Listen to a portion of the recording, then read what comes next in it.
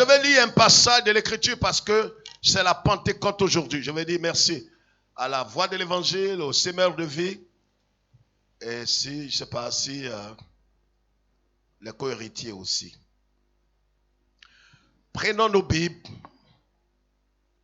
Luc chapitre 4, le verset 14 à 22. Luc chapitre 4, verset 14 à 22. Nous lisons la parole de Dieu. Si quelqu'un à côté de vous qui n'a jamais lu la Bible ou qui ne connaît pas la Bible, aidez-le à lire la Bible.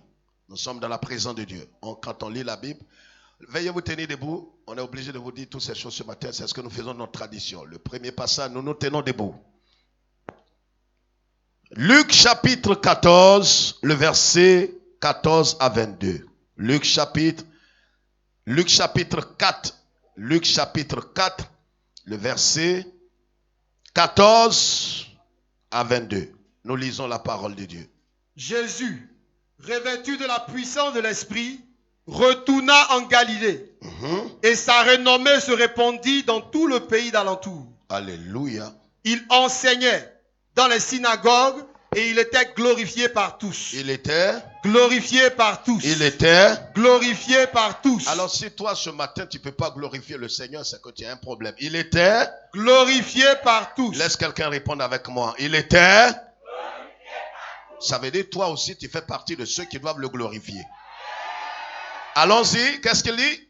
Il se rendit à Nazareth, où il avait été élevé, et selon la coutume, il entra dans la synagogue le jour du sabbat. Yes, Lord. Il se leva pour faire la lecture. Il se leva pour faire la lecture. Et on lui remit le livre du prophète Ésaïe. Oui. L'ayant déroulé, il trouva l'endroit où il était écrit. Il dit quoi? L'Esprit du Seigneur est sur moi. L'Esprit du Seigneur est sur moi. L'Esprit du Seigneur est sur moi. Pourquoi? Est-ce que l'Esprit du Seigneur est sur moi pour aller faire ceci ou cela? Pourquoi l'Esprit du Seigneur est sur moi? Qu'est-ce qu'il dit? Parce qu'il m'a oint pour annoncer une bonne nouvelle aux pauvres. Parce qu'il m'a oint. L'Esprit est là parce qu'il m'a oint. Alléluia. Amen. Allons-y. Il m'a envoyé pour guérir ceux qui ont le cœur brisé. Alléluia. Pour proclamer aux captifs la délivrance. Et aux aveugles le recouvrement de la vue. Alléluia. Continue. Pour renvoyer libres les opprimés. Pour publier une année de grâce du Seigneur. Ensuite, il roula le livre. Le remit au serviteur et s'assit. Tous ceux qui se trouvaient dans la synagogue avaient les regards fixés sur lui. Alléluia. Alors il commença à leur dire. Et il commençait à leur dire quoi? Aujourd'hui. Cette parole de l'écriture va s'accomplir ou est déjà accomplie? Que vous venez d'entendre est accomplie.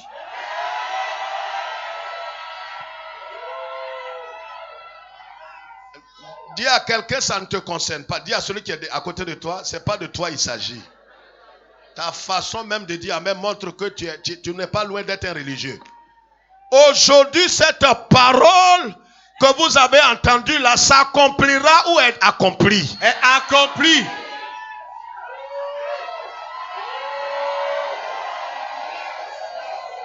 Cette parole, écoute-moi très bien, cette parole sera accomplie ou est déjà accomplie? Est accomplie. On n'est pas en train de le dire pour toi. On le dit pour nous-mêmes. Dis à quelqu'un, les deux qui sont à côté de toi, dis cette parole c'est déjà accompli. Dis-le encore, dis cette parole-là c'est déjà accompli. Et ce matin, dis et ce matin, je vais rentrer dans les sillages de l'accomplissement de cette parole. Je partirai d'ici. Parle avec autorité. Ne parle pas comme celui qui est à côté de toi. On ne sait même pas dans quel esprit. Dis, je partirai d'ici sous l'autorité du Saint-Esprit pour accomplir les œuvres de Dieu. Assieds-toi. Bien-aimés frères et sœurs, écoutez-moi très bien. Quelques minutes. Asseyez-vous, ceux qui doivent être à leur place, soyez à votre place. Voilà ce que la parole de Dieu déclare, frères et sœurs. La Bible dit en Matthieu chapitre 1 que Jésus a été conçu du Saint-Esprit. L'ange est venu parler à Marie pour dire à Marie, l'ombre du Tout-Puissant te couvrira et tu porteras un saint enfant dans tes entrailles. Et l'enfant que tu vas porter, il sauvera son peuple du péché.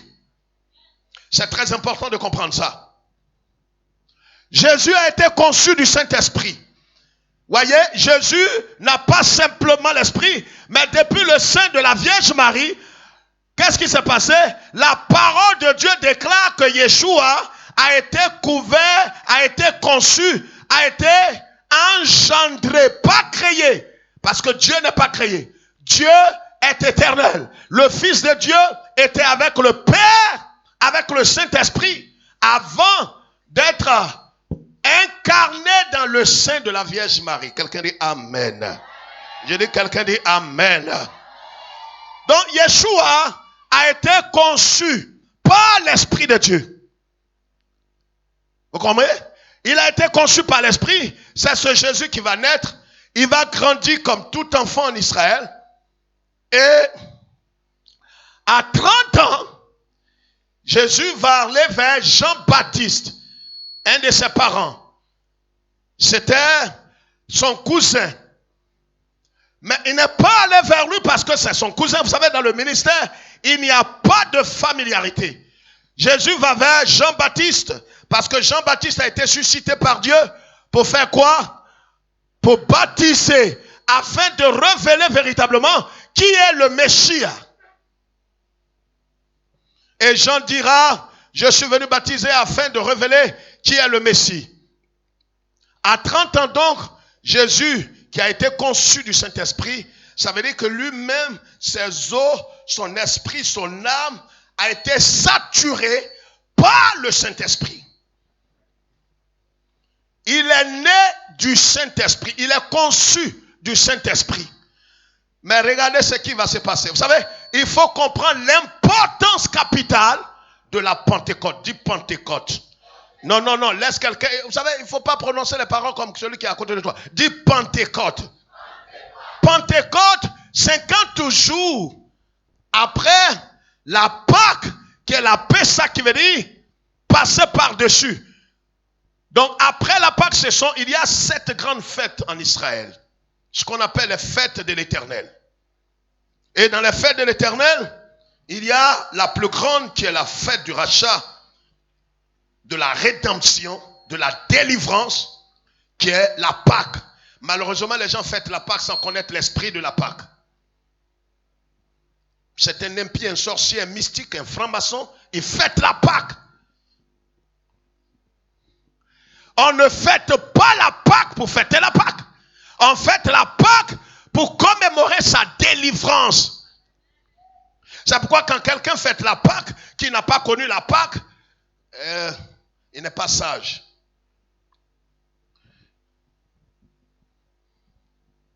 C'est comme les anciens combattants qui sont en train de célébrer leur victoire.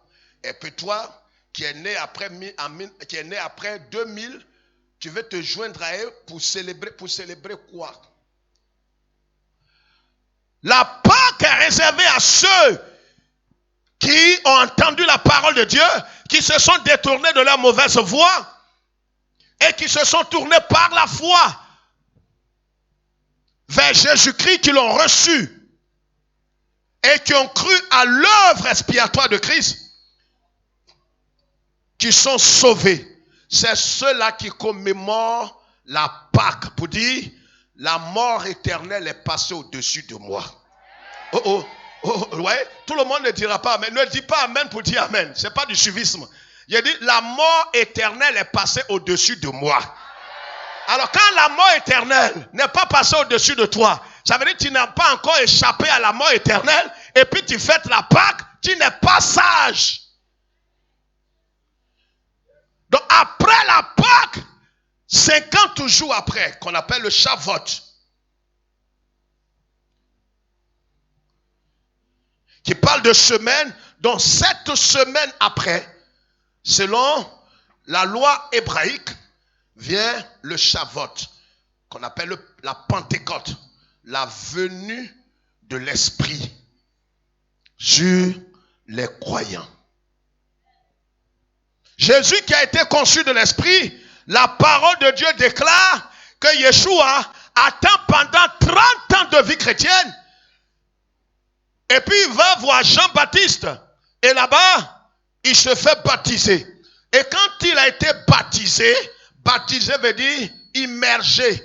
Baptizo, qui veut dire immergé. C'est pas l'eau qu'on met sur ta tête. On te plonge dans l'eau. C'est le symbole de la mort, de l'enterrement. On n'enterre pas quelqu'un avec un peu de sable sur sa tête.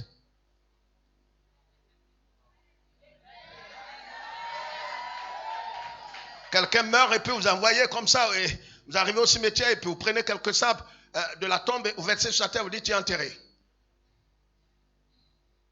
Tu vois, tu n'as pas besoin d'être universitaire pour comprendre ça. Baptiser veut dire on te plonge dans l'eau, en bas de l'eau, qui est le symbole, tu es mort. Et quand tu reviens à la vie, ça veut dire désormais tu vis pour Christ. Donc, Jésus là est baptisé. Et quand il a été baptisé, la Bible déclare que l'Esprit de Dieu, alléluia, dit à quelqu'un Pentecôte. Dit Pentecôte. Là encore, il y a des gens qui vont fêter ça. Mais ils ne savent pas ce que ça veut dire Pentecôte. Vous savez, les religieux, ils aiment ça. Les sorciers, les quoi, les gougnons, les paille-fouets. Ils aiment les fêtes. Ils ne sentent pas des fêtes. Ils fêtent sans comprendre le sens. Ma prière qu'après cette cérémonie, tu ouvres ton cœur à Yeshua. Que tu ne sois pas juste un religieux, mais que tu sois un croyant né de nouveau.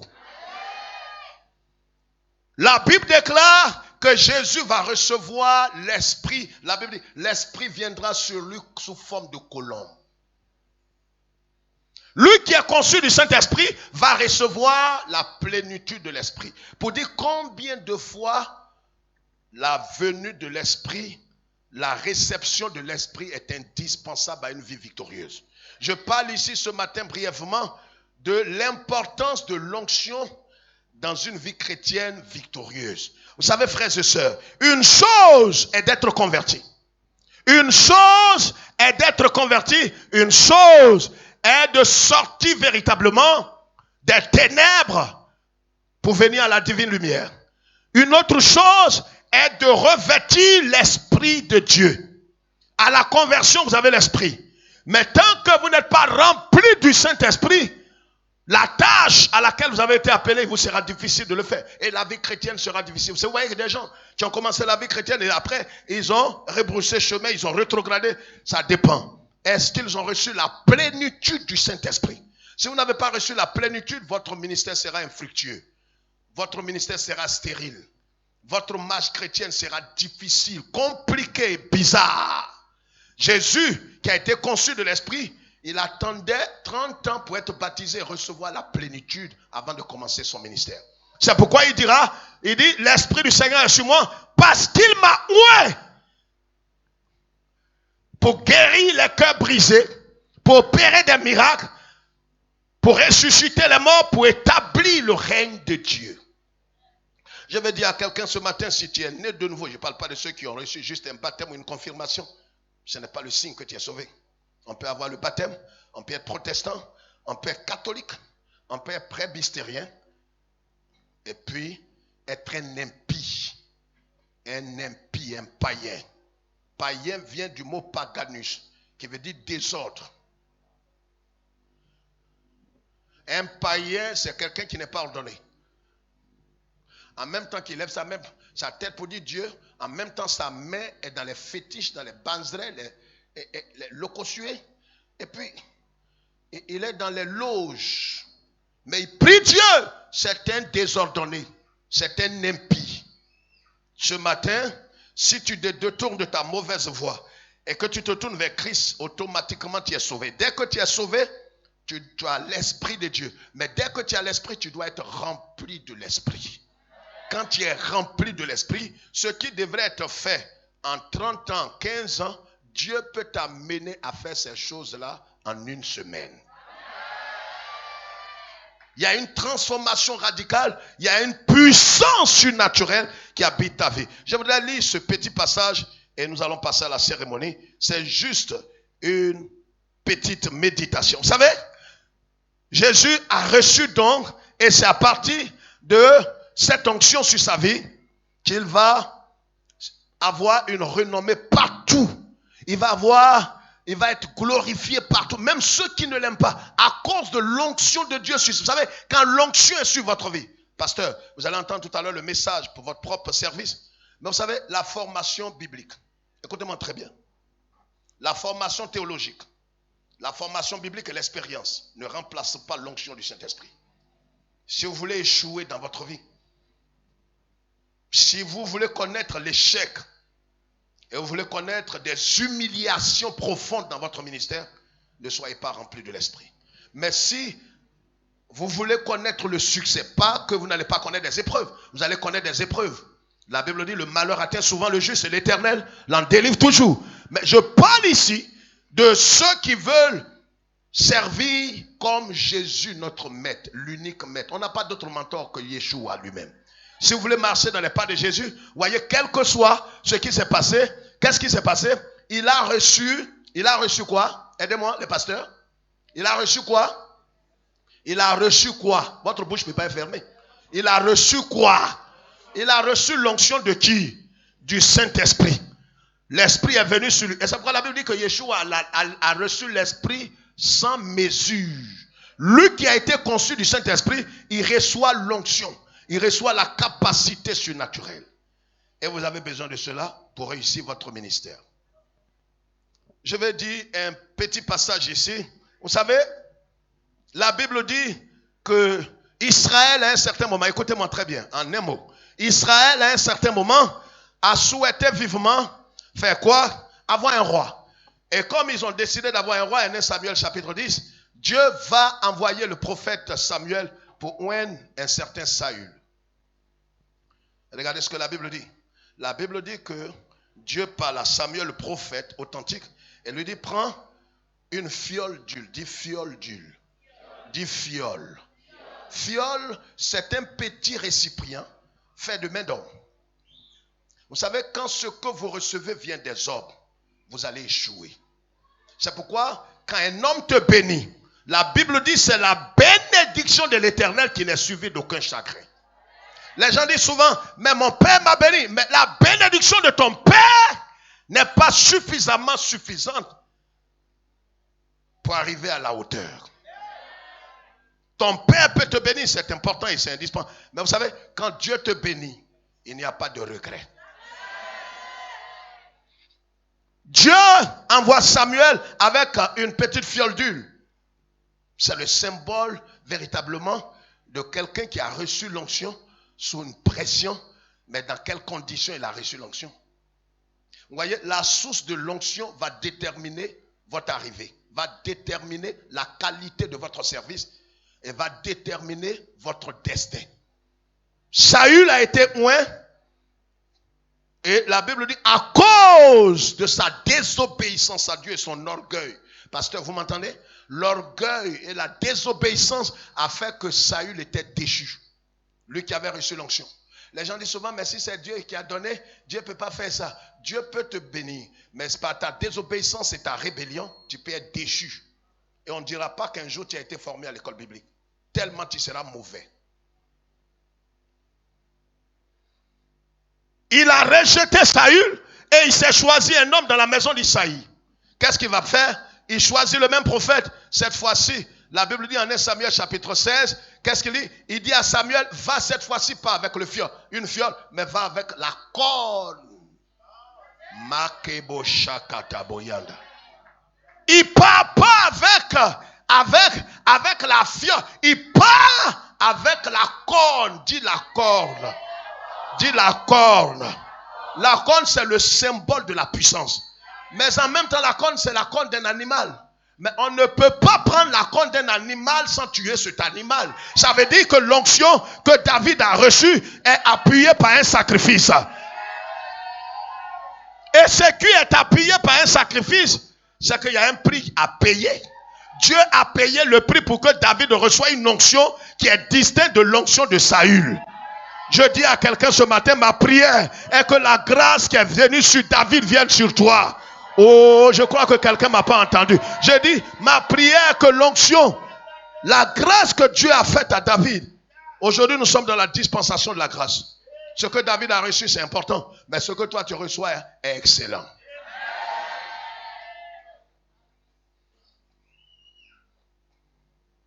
Lisons ce dernier passage. 2 Rois, chapitre 2 Rois. Voir combien de fois l'onction apporte une action efficace et durable. Deutéronome, chapitre 33, verset 21. Vous pouvez écrire ça, vous allez lire. Voyez, l'onction appelle la séparation avec le monde. L'onction donne une capacité surnaturelle. L'onction dépose quelque chose qui est inimitable et te donne une longueur d'avance sur tes promotionnels. Ce que les autres peuvent faire en 10 ans, l'Éternel peut te faire ça en 1 an. L'onction était sur Jonas. La ville Ninive, les gens parcourent ça en 2, 3, 4, 5 semaines. La Bible dit à cause de la présence de Dieu dans la vie de Jonas et la parole que Dieu lui a donnée, Jonas a parcouru la ville en combien de jours? En 3 jours, il finit ce que les gens doivent faire en 1 an. Je prie que ce soit ta portion. Qu'il se soit fait selon ton amen même.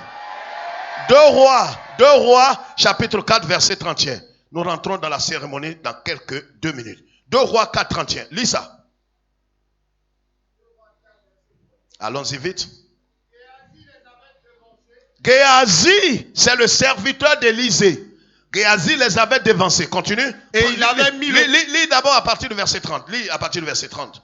Vas-y. La mère de l'enfant dit, l'Éternel est vivant et ton âme est vivante. Regardez la différence, ce qui fait la différence entre quelqu'un qui a l'onction et quelqu'un qui n'a pas. Vous savez, quand vous n'avez pas l'onction, ce n'est pas les pasteurs qui doivent avoir l'onction. Tout chrétien a besoin de cette capacité divine dans sa vie. Sans ça, vous n'allez pas réussir. Vous pourrez avoir la sainte doctrine et échouer.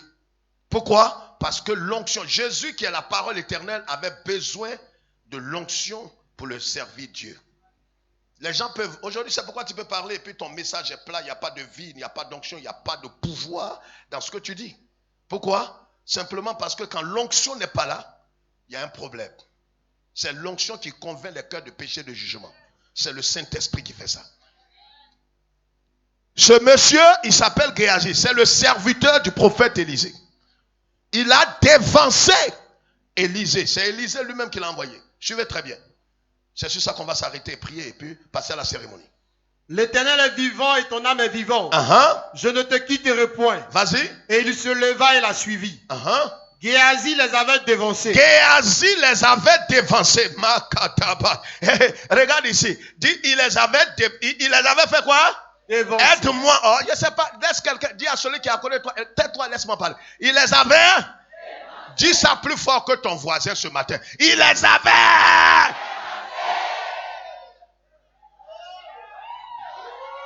Il les avait. Ils peuvent te dévancer, mais ils ne peuvent pas te dépasser.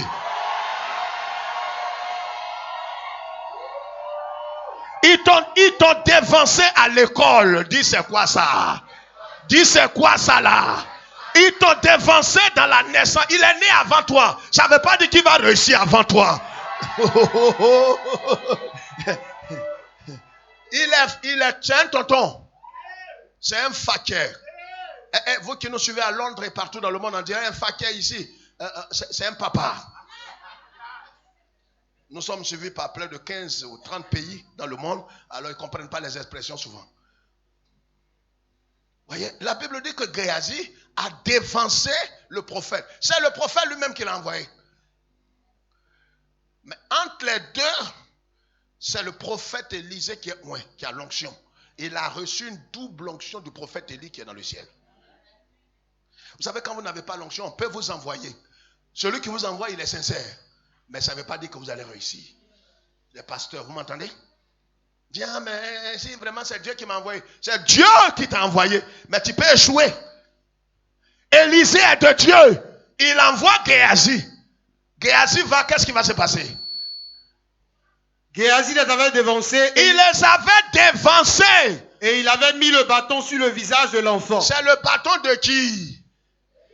Toi, tu ne lis pas la Bible. Tu lis les journaux. Les gens ont la Bible, mais ils ne lisent pas. On a fait croire à certains que si vous lisez la Bible, vous allez devenir fou. C'est un mensonge grossier, infernal. Au commencement était la parole. La parole était avec Dieu et la parole était Dieu. En elle se trouve la vie et cette vie est la lumière des hommes. À tous ceux qui l'ont reçu, à ceux qui croient en son nom, elle leur donne le pouvoir de devenir.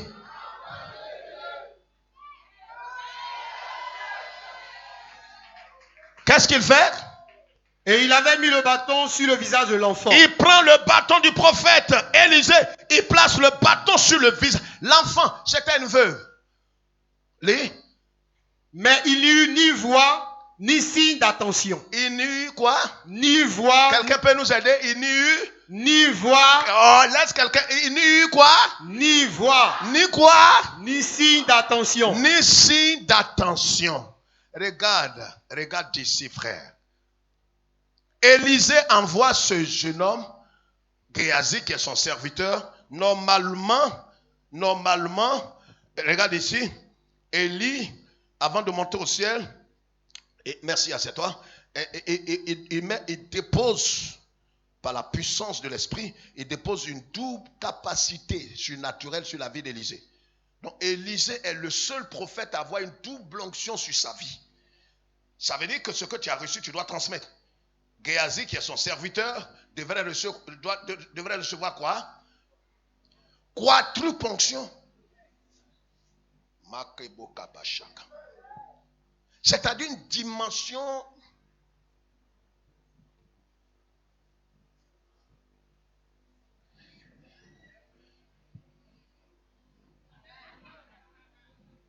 dimension bendingblé.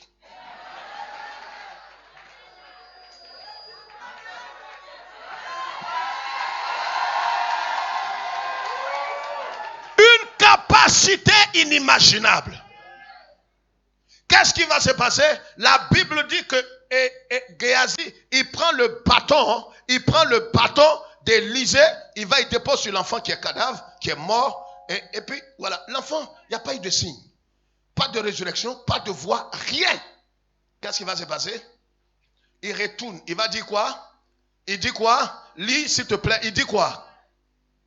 Il n'y eut ni voix, ni signe d'attention. Il fait quoi donc? Il s'en retourna à la rencontre d'Élisée. Regarde, celui qui t'a, je vais dire à quelqu'un, et cette parole c'est pour quelqu'un parmi nous. Regarde, ceux qui t'ont dévancé, tu crois que ils sont déjà en avance sur toi. Parce qu'il peut-être il est né avant toi. Dis c'est quoi ça? Parce qu'il a été à l'école avant toi. Dis c'est quoi ça là même? Il a fait son champ avant toi. Il travaille avant toi. Mais je t'annonce ce matin qu'il ne va pas réussir avant toi. Qu'est-ce qui va se passer? Quand ils vont faire tous ces micmacs avec des œuvres mystiques et diaboliques et que ça ne marchera pas, ils retourneront vers toi pour dire, on a tout essayé, ça n'a pas marché. Quel est ton secret? Je parle à quelqu'un qui a cette parole. Je dis, ils reviendront vers toi pour chercher à savoir comment Dieu t'a positionné, comment ils ont essayé, comment ils ont tenté et ça n'a pas marché. Parce que Dieu t'a mis au large, parce que Dieu t'a donné une capacité, parce que ta force, c'est Jésus lui-même. Tu n'as pas une force qui est différente de Jésus. Géasi, il retourne vers Élisée pour lui dire, Maître, tu m'as envoyé mais j'ai échoué. Amen. Il a échoué, quand bien même que c'est le prophète authentique qui l'a envoyé. Regarde, Dieu peut t'envoyer, Dieu peut te faire une entreprise et puis tu vas échouer. Parce que tout dépend des dispositions de ton cœur. Géasi, c'est un traître, un hypocrite. Vous savez, il y a des gens comme ça dans l'église de Dieu. Des gens même dans vos familles qui sont des traits des fils du diable. Ils rient avec toi. Tous ces dents sont dehors. Mystique, sorcier. Il ne veut pas de ton succès. Dis, il mourra avant moi. Comment tu salues quelqu'un mais tu ne l'aimes pas? Mais quand même tu as le courage de le saluer et tes dents sont dehors. Misérable.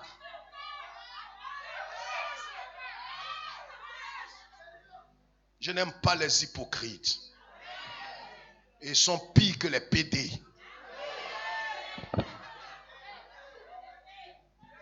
Je préfère ces gens qu'un hypocrite qui rit avec toi mais qui ne t'aime pas. Mais il n'a pas le courage de te dire qu'il ne t'aime pas. Géasi, il est avec Élisée. Hein? Oui, maître. Oui, maître. Oui, maître. Pasteur, vous entendez? Les gens vont vous appeler. Oui, pasteur. Oui, révérend. Mais ils ne sont pas de cœur avec vous. Ne les en voulez pas. Dieu les jugera au temps opportun. Moi, j'ai toujours dit, tous ceux qui se dressent contre moi, ils perdront de façon tragique aussi.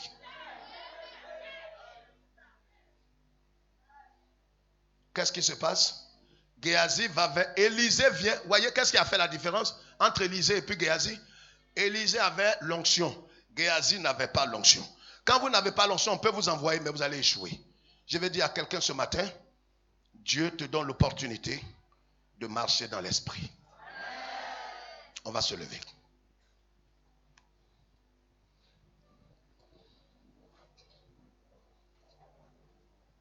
Maintenant, suivez cette dernière parole. 1 Jean chapitre 2 verset 20. Lis ça pendant qu'on a les mains levées. Lève les mains comme ça légèrement. Vous savez, quand l'esprit vient sur quelqu'un, le Saint-Esprit est déjà pour ceux qui ont cru, qui sont nés de nouveau, qui ont l'Esprit de Dieu. L'Esprit est à l'intérieur de toi. Mais vous savez, quand l'Esprit est à l'intérieur de toi, mais quand l'Esprit vient sur toi pour t'envahir, il y a des signes et des merveilles qui se produisent dans ta vie. Ce matin, j'annonce à quelqu'un, voyez, et pour recevoir la plénitude du Saint-Esprit ou être baptisé, vous n'avez pas besoin d'être compliqué. Non, soyez relax. Et vous croyez que l'Esprit est là. Amen. La Bible dit, en 1 Jean chapitre 2 verset 20, pour vous qui êtes ici ce matin, vous avez reçu l'onction. Vous avez reçu l'onction. C'est cette onction qui fait la différence.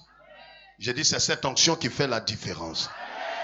Que ce matin, tu retournes d'ici avec l'onction dans ta vie. Pour ceux, toute la semaine a été une semaine remplie de l'onction. Les femmes ont vécu une onction, une Pentecôte extraordinaire le jeudi. Les enfants le mercredi. Les leaders le vendredi. Et ce matin, on ne peut que rendre grâce à Dieu. Alléluia.